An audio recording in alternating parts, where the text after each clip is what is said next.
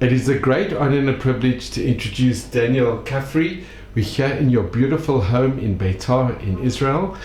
And Daniel, you were born on the last day of the war. Yeah.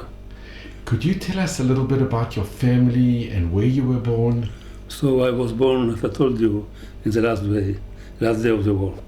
I was born to my father, which came from Bratislava in Slovakia, and my grandfather was a very rich man in Bratislava and was one of the main persons and very important personality in the Jewish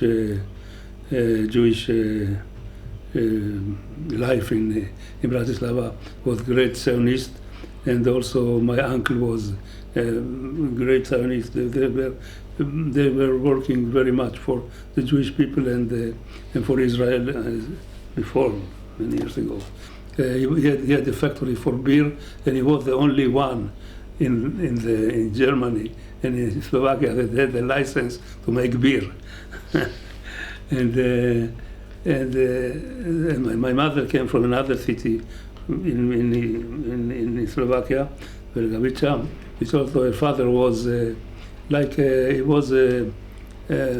had a great market for food, like Rami Levi, something like that. He was very, very rich man also. And my father and my mother were married, and my father, the original name of my family is Knepfelmacher. I translated it in Hebrew to Kafri, but it's not my original name. Original name is Knepfelmacher. It's a very old and great family, also in Israel. And in any case, I was born, as I told you, was in the war, in the last day of the war. And the story of my birth is very interesting. If you want to hear it, I can. If this is what you want to hear. In any case, through the war, my father was an engineer, engineer for trains engineer. And in the two first years of the war, he worked for the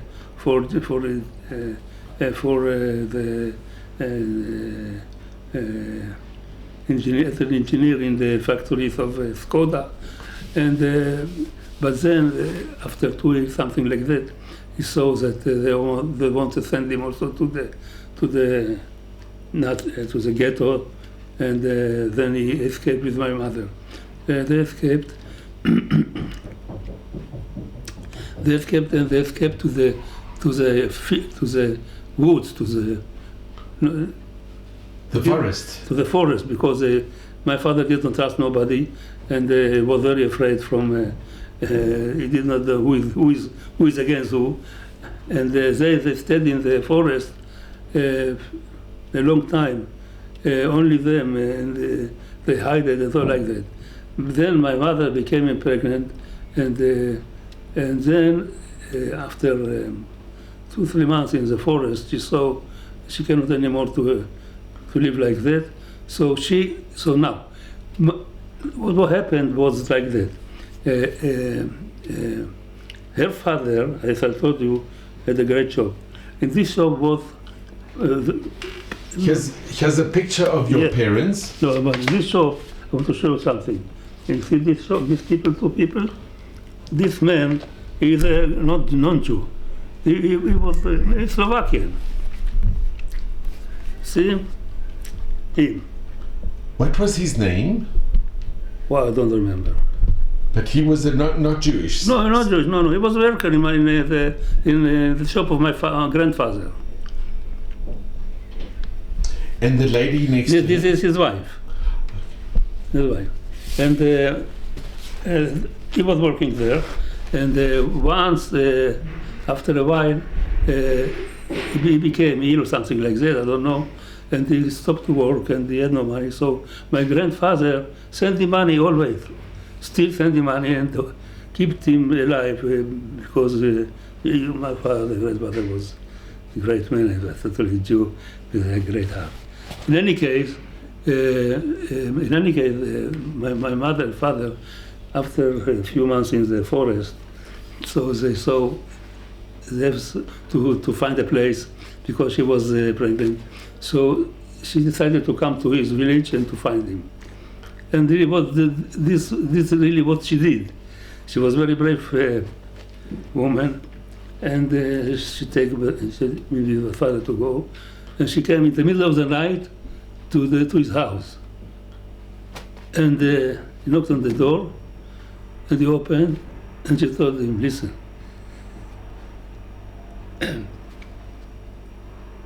She had a gun in her hands, my father. So listen, this is gun. Or you kill me, or you hide me. And he hides them. He hides them, very hides them. This is also crazy. You know, in Europe, then there were no frigidaires like that in this time. And he was a villagers. It's not it was a village.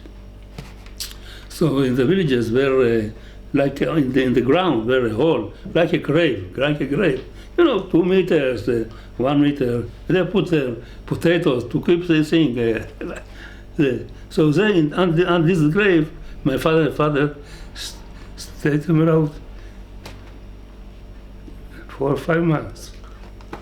My father was on the ground, and my mother on him. And it was the floor above. And they were hidden there, in the kitchen, under the floor, in the grave, for 5 months. Crazy. It's unbelievable. I would send them one day, would die. You know, I don't know where they have the power to do this. Crazy. I don't believe it, it's just crazy. And mother told me they could not move there. No, you could not move. You had to stay there. And she told me there were mice here and there, and I don't know how that impossible to understand. I cannot understand it. I cannot understand it.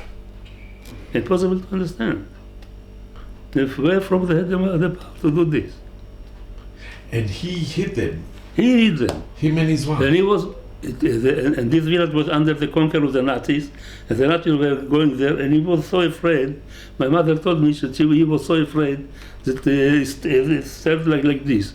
It was terrible place. Either here they did in the Yad Vashem memorial for him. He was given Chasidei Motolam.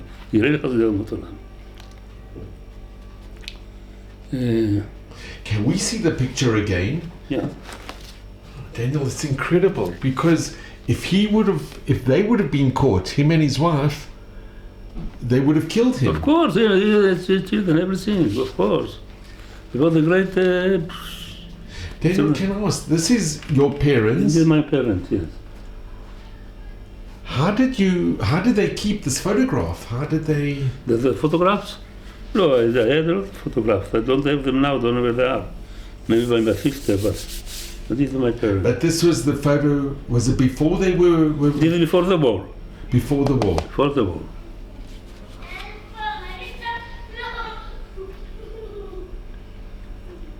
And where did your mother give birth? Where were you born? Oh, that's now. Now it came the time to give birth. She had to go out of there. So she went. It's also a story. They went. They had to go to find an hospital to find the birth. So my parents were educated very well, and they knew Germany very well. They spoke German, and so my mother told me. My mother, she was a big woman.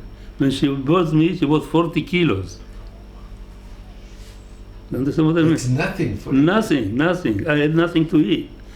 I was born 1 kilo, dead. The doctor said before you have a dead child in there. Yeah, she said, never mind. In any case, she came there. She came to a Nazi's hospital. A Nazi, German hospital. And she told them that she is German. and the husband is in the field somewhere, don't know, in the war. And she's a German, she speaks German perfect. She's a German, and told about my father. He told him, this is the man that brought me. He was a driver. He's my driver. But he's stupid. Don't worry about him. And so they saved. And so they take. And then I was born as non-Jew. I was born as a goy. This was in Slovakia? In Slovakia, yeah. Was it in Pressburg? No, it was in some village, small village. I don't know. Rosenberg it was called. Rosenberg. This, I don't know if it still exists. It was a small village in the fountain of this small hospital. And I was born there, and I was very, very ill because I had nothing to eat in this situation. And Baruch Hashem, we stayed there. The war finished, of course, and they came back to Slovakia. They wanted to come back to make Aliyah to Israel, but it took some time. They could not come, and then we came to Israel in 49, when I was 4 years old. And Daniel, can I ask, what happened to the remainder of the family? Most of the family have gone. Most of the family have gone in the Shoah, and they were killed. No, They were all killed? Almost most of them, yes. From my mother, nothing, nobody. My mother had a sister and 2 sisters, I think, and a son, a brother, and the father, mother, everybody gone. And from my side of my father, also, all the family had gone. They were all killed? All. In fact, from my father had a brother, 2 brothers, which said, because his brother, my father, he was from the Shomer HaTzair, and he came to Israel about 36, before the war. So he was saved. His name was Kafri. He changed to the Kafri, and that's why I changed to his name. But he had still another brother still alive, but all the other had gone. Parents, grandparents, everybody. Did your father and your mother, did they have contact with Rabbi Weissmandel? No, I don't know. No. Or Gissi Fleischman? I told you my uncle was called Dr. Oscar Neumann. He was very famous in Slovakia, and he held the Jewish community in Slovakia. And he was working together with Maimondel and all the people. I cannot explain it in English so well, but he was all the connection. He was working for the Jewish people as much as he could. He was very, very important. He was also a writer, and yeah. And what happened to him? Did he? He came to Israel. He came. He managed to survive. After the war, he came to Israel, and they came to Israel, and he had 3 children, 2 sons and 1 daughter, and the first son which he had was in Afar. He died on the fight against the Arabs in about before the state established, about 40 or something like that. Yeah. So the son and the daughter still lived here, and children and grandchildren and everything. And Daniel, and you've been back to Slovakia? I was in Slovakia. I was in Slovakia about 10 years ago to find the daughter, because they of course had gone. So I was looking for a daughter, and I met her daughter. You met the daughter? The daughter of them. They had 1 daughter. This is the husband and wife that saved. Yeah. That you're alive because of them. Of course. And I found, and we met her daughter. She was about 4 years older than me. I'm talking about 10 years ago, and we brought them to Israel. Her and her husband. We brought them here, and we wanted to show them the country and to make them something of a good for what her parents had done. Of course, I paid everything, and they never went out of Slovakia. They are very primitive. I mean, what I mean primitive? Her husband of the daughter was a doctor. He's a doctor, an animal doctor, animals, for animals. And she was a sister, but they are they lived in very, Slovakia is 100 days down the Very simple. Very simple, very unbelievable. I didn't believe that the Jews were so afraid from them. They're so stupid, so primitive, these Slovakians. You cannot believe that. You cannot believe. They stand behind us about 50 years at least. You cannot. They are stupid people, I tell you. Terrible. Primitive, stupid. I don't believe that. But look, there was Pressburg, there was... Pressburg, they say about Pressburg is the biggest village in Czechoslovakia. Pressburg, what is Pressburg? There are things, there are nothing. And the Nitra Yeshiva, there was a lot of... Yeah, no, Jews are not different. You cannot compare Jews to the Goy. But in any case, they never went out of Slovakia from their village, the Pressburg road. And he was their husband. He didn't want to come. He was afraid to fly there. He doesn't want to go on the plane. Until I convinced him, listen, you have to come, and I pay and everything, don't worry, nothing will happen to you. And they came. And they came, and they were so excited from Israel. They really, they were crazy. They thought, when he came, I thought, he thought, tell me, I think I will see camels and sheep. He didn't believe what he see. He see a modern country. You understand? He didn't believe that. And we brought him to every place to show all the country. It was a great experience, and Baruch Hashem, they are very good people. Her husband, they love Israel, but they did not get out. But in any case, it was. They never. He asked about 2 weeks, and then they sent them. But so. And Daniel, after the war, what did your father and your mother do in Slovakia? Did they? My father, after the war, came back to work in Skoda. Was an engineer, I told you, machine engineer. He was working there. And then, by the moment he could come, they left and came to Israel. And then he was working here as an engineer in Rakevet Israel. And did they have more children? Yes, I have a brother. We were 3 children, and my brother and my sister and me. But my brother died about 20 years ago, something like that. From cancer. He was 54 years old. He was a great man. But and Daniel, did your parents speak to you a lot about the Shoah? Did they used to speak to you a lot about what happened? And my parents didn't speak about the Shoah, but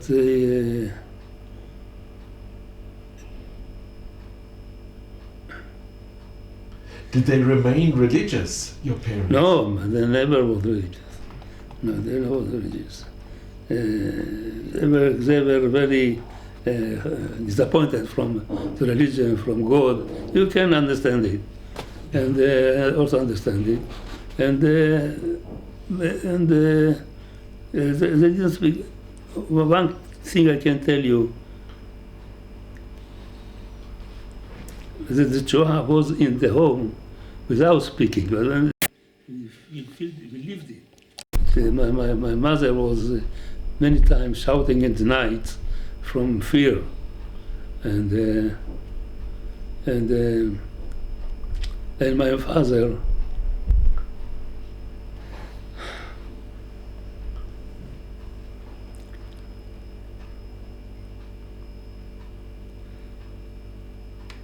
since the Shoah, he never smiled. He never smiled.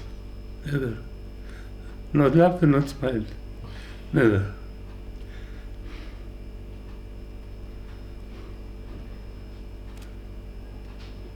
Because, Daniel, in Slovakia, the majority of the Jews were taken and deported and were killed. Yes, of course. It was one of the highest percentages. Yeah.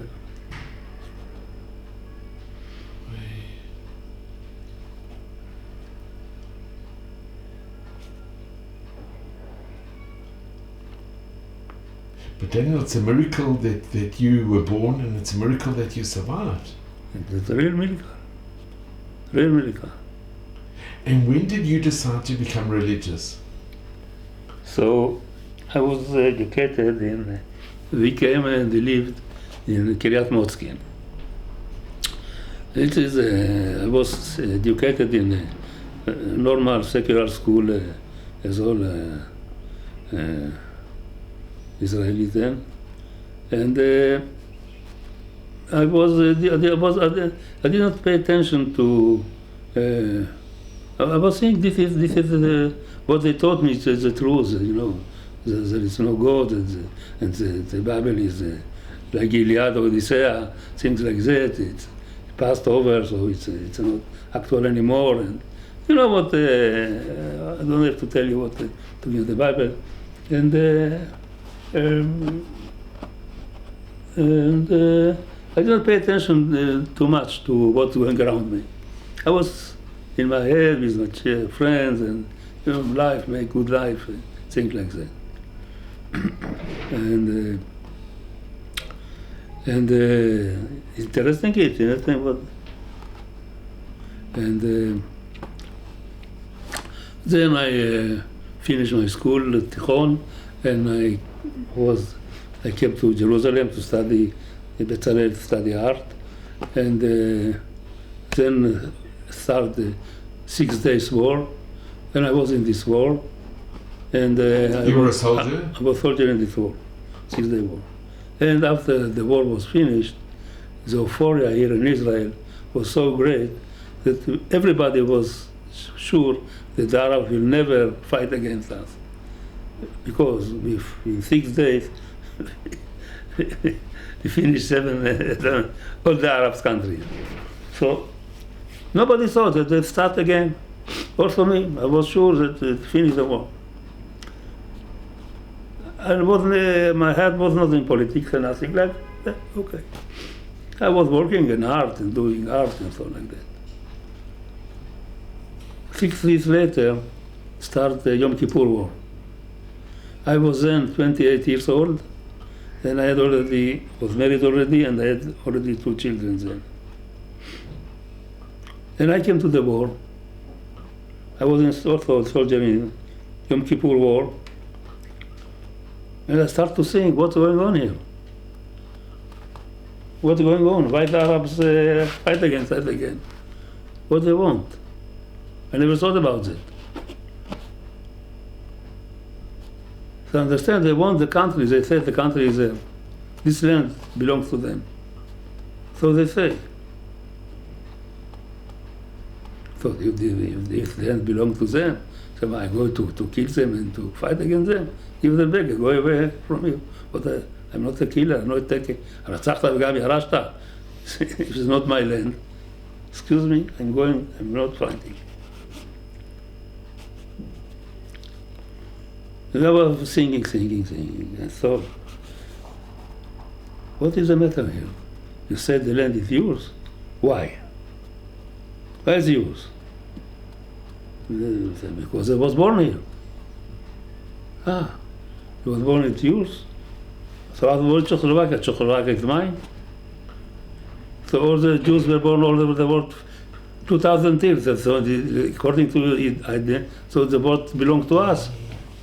If you were born there too, if you say that the reason that is yours because he was born here, so the world belongs to us because it was born all over the world. Kind of. Where did you see that somebody was born, become to him? What kind of essay is this?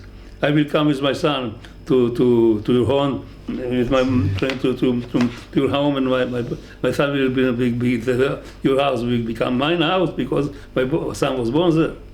What is a crazy thing there? And then I had a Bible, by the way. I don't know how this Bible. I started to read the Bible in the war. Still, I started to read the Bible. I see that the country be called to us because God gave it to us. It's Kadosh Baruch Hu gave us the country, not because you can be born in Jamaica. I don't know, but this is his country. But when he was born, even if he was born in Jamaica, Jamaica does not belong to him. You understand? This country belongs to us, not because we was born here, because God gave it to us. Gave it to us.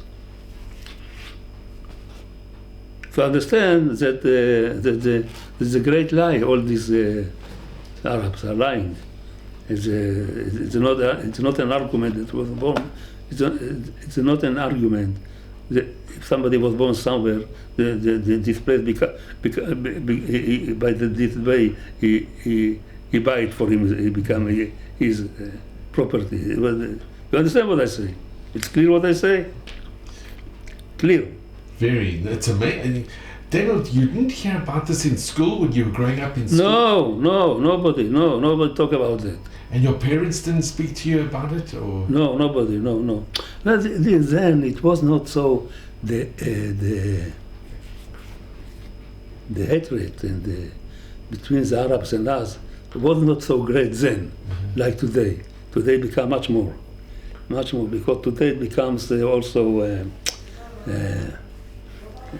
how do you say, religious, kind of religion.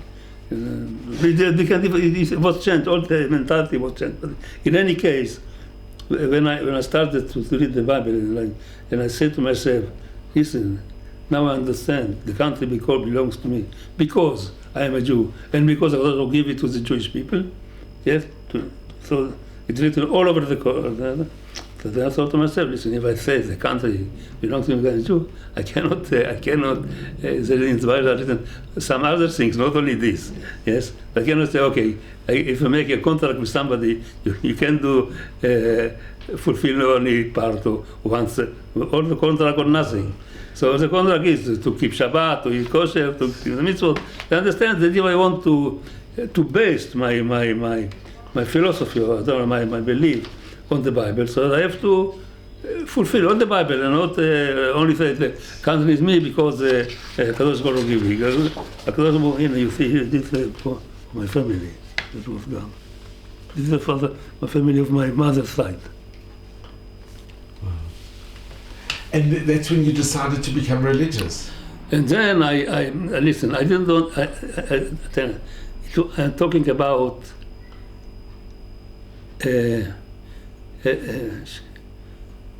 Yom Kippur War. Yom Kippur War, 73. Yeah. I was then 28. I didn't know what is religious. I didn't know that I'm religious at all. I just know that the Bible is true and I have to fulfill it. I didn't know that became Baal Tshuva. There were no Baal Tshuva. I was one of the first Baal Tshuva in Israel. You know what I say?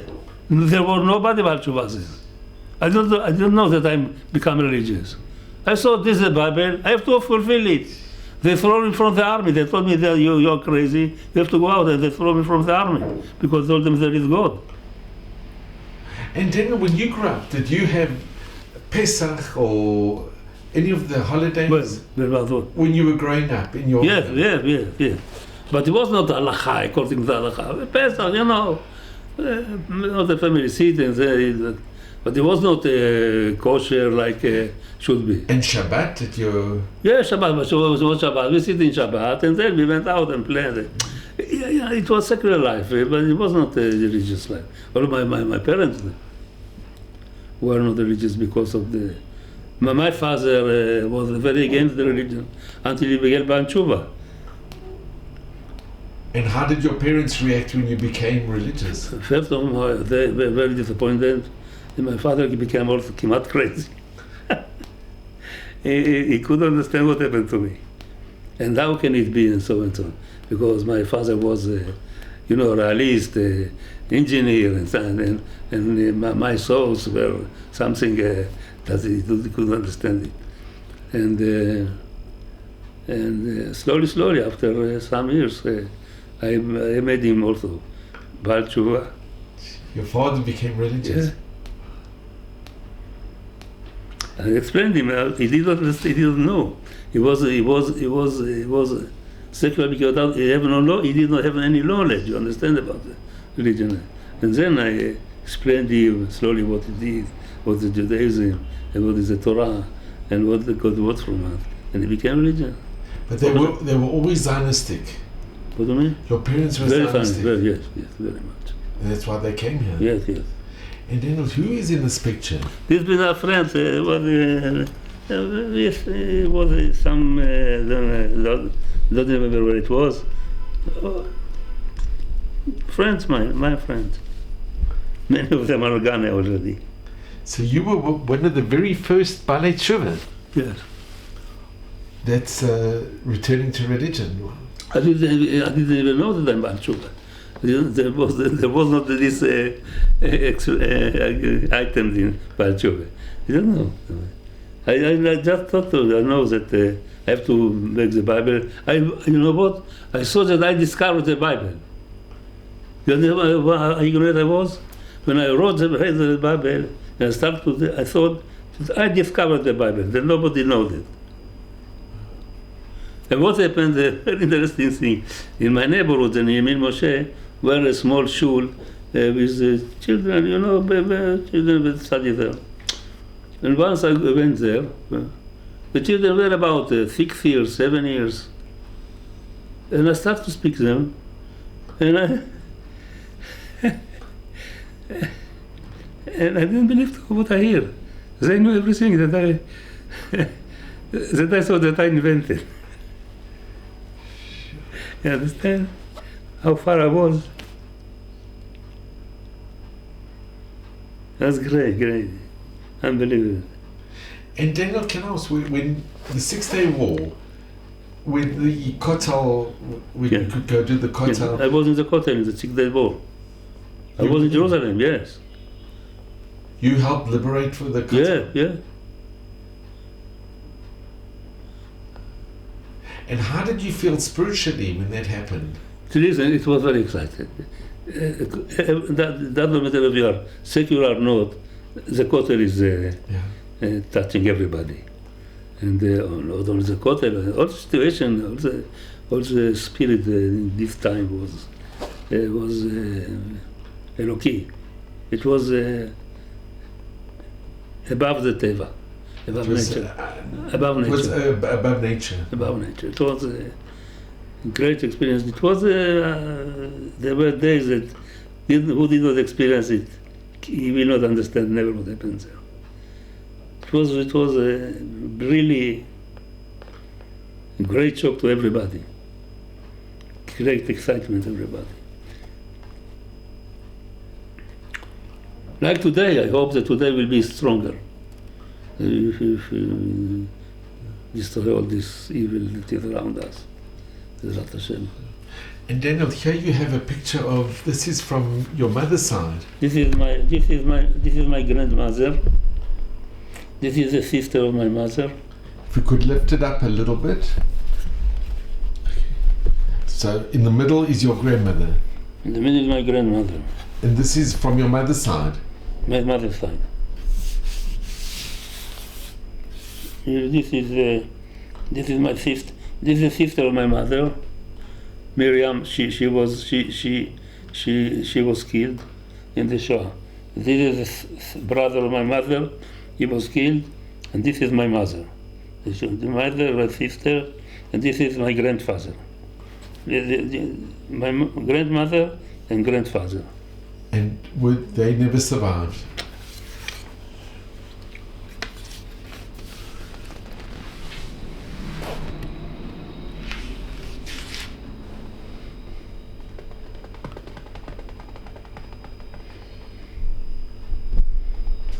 And Daniel, did you ever feel that you being born the last day of the war, 1 kilo, being born in a Nazi hospital, Yeah. that it was also above the nature, that it was All also my life is above nature.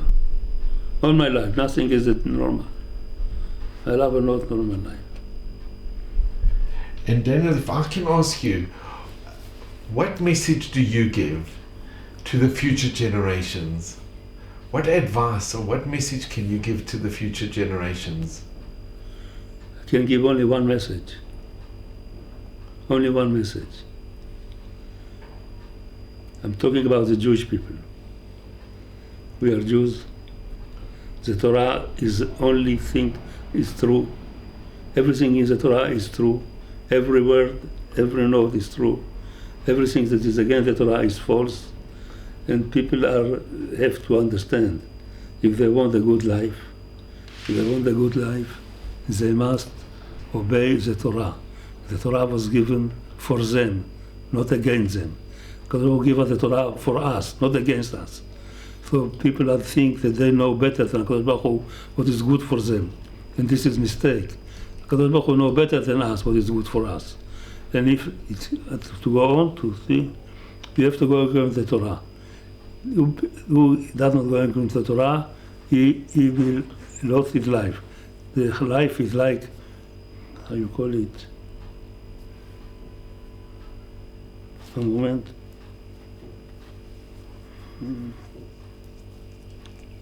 Vertigo. You know what is vertigo? What is vertigo? You know what is vertigo? With the balance, with the... Yes. If a pilot, there's something pilot, he thinks that he's going up, but in fact he's going down. This is vertigo. So they called him from the station and told him, listen, don't go against what you say, listen to what we tell you. You go to take care, you are going down, not up. Or the opposite, he does not know. This is vertigo. He's balbel. It's mixed up. Mixed up, and you have to go. They tell him, listen to us, go against what we tell you, not what you think. The life is a vertigo. People think that they are going up, but they're going down.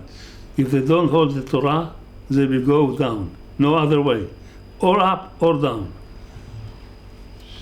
You go, the Torah the Torah is like the Migdal Pikuach. How is the Migdal Pikuach? The Torah is from God. And God tell you, go according to what I tell you. Don't listen to other things and don't go around your imaginations because you fall down. You are in vertigo. Take care. This is what I want to tell the people. Daniel, I just want to thank you because this has been absolutely incredible, and I'm so grateful to you. I hope that I said was good. Amazing, Daniel, really amazing. And I just want to mention that it's been such an honor and a privilege to be with you. I am so grateful. Thank you. There are no words to express my appreciation. And I just want to tell our listeners that Daniel is a very, very, very accomplished and a world-known artist. And if you go to Yad Vashem, this is a sculpture that you did for the children when you go down to the children's section at Yad Vashem. And that's just one of the many works that Daniel has done. And yes, a big one. This is amazing work, Daniel. You are so gifted. You are so... It's really wonderful. But Daniel, more than this, that you were born on the last day of the war. Yeah. That your parents survived. In Slovakia, so many didn't survive. That you had a righteous Gentile family, but that your grandfather, he supported them. Yeah. So it's all also karas hatov. Yeah, they had gratitude. Yes, yes. And if it weren't for...